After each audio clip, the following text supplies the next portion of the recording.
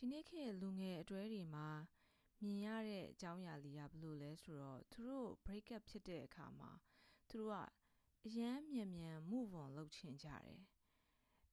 အရင်တယောက်ကိုမြန်မေ့ချင်ကြတယ်ပေါ့နော်အဲ့တော့ move on လုပ်တယ်ဆိုတဲ့နေရာမှာကကိုတယောက်တည်းအေးချမ်းလေးနေကြည့်တယ်ကိုဘာလိုချင်လဲရှာဖွေကြည့်တယ်အရင်လူနဲ့ကိုဘာကြောင့်ပြဿနာဖြစ်ခဲ့တာလဲသူ့ဘက်ကလိုအပ်ချက်လားကိုဘက်ကလိုအပ်ချက်လားကိုကဘာတွေကိုမကြိုက်မနှစ်သက်ဘူးလဲလက်မခံချင်ဘူးလဲကိုလိုချင်တာကဘာလဲလက်တွဲပေါ်စီကကိုမျှော်လင့်တဲ့အရာတွေကဘာလဲဒီလိုမျိုးလေးအချိန်ယူပြီးစဉ်းစားတာကပိုတင့်တော်တယ်လို့ကျွန်မကတော့ထင်တယ်တချို့ကကြတော့ရင်လူကိုပြတ်နိုင်ပြီးမိနိုင်ပြီးဆိုတာကိုပတ်ဝန်းကျင်ကိုတည်ပြဖို့တော့၎င်းအဲ့ဒီပြတ်သွားတဲ့ရီစားဟောင်းကိုတည်ပြဖို့တော့၎င်းသူတို့ကနောက်ထပ်တစ်ယောက်နဲ့မြန်အစားထိုးလိုက်တယ်ပေါ့နော်ဆိုတော့ကိုကအရင်တစ်ခေါက်ကဖြစ်ခဲ့တဲ့အမှားတွေကိုလည်းပြန်ပြီးတော့စမ်းစစ်တာမျိုးမလုပ်ဘူးပြန်ပြီးတော့သင်ခန်းစာယူတာနောက်တစ်ခေါက်ထပ်မမှားအောင်လုပ်တာမျိုးမလုပ်ဘဲနဲ့မြန်ကြီးနောက်ထပ်အဆင်ပြေတဲ့သူတစ်ယောက်နဲ့ခက်မြန်ရှေ့ဆက်လိုက်တယ်ပေါ့နော်ဂျားထဲမှာ gap လေးတိတ်မချန်ချင်ဘူးပေါ့အဲ့တော့ဘာဖြစ်လဲဆိုတော့နောက်ထပ်ရွေးလိုက်တဲ့လူကလည်းကိုသဘောမကျတဲ့အချက်တွေထပ်တွေ့ပြန်ရော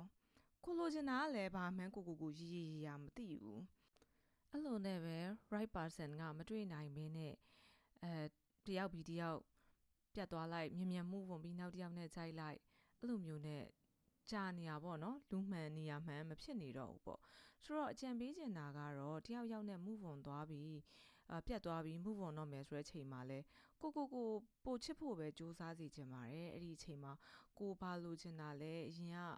အမှားတွေကဘာလဲကိုဘက်ကအမှားခဲ့တာတွေကဘာလဲ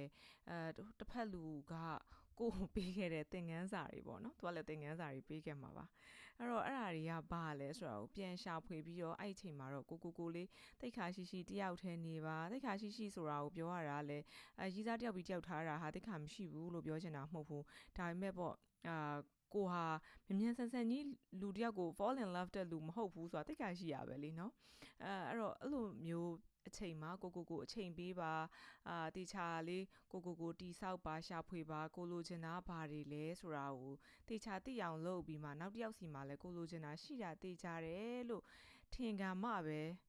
ရွေးချယ်ပါပေါ့နော်အလင်းစလိုတွေလောက်ဆရာမလိုပါဘူး dating ဟာဖြည်းချင်းပဲသွားလို့ရပါတယ်ဆုံးတစ်နေ့မှာတော့ right person တွေ့ကြပါစေလို့ဆန္ဒပြုလိုက်ပါတယ်ဒါကတော့ဒီနေ့တွေးမိတဲ့အတွေးလေးပါအားလုံးပဲကောင်းသောနေ့လေးဖြစ်ကြပါစေရှင်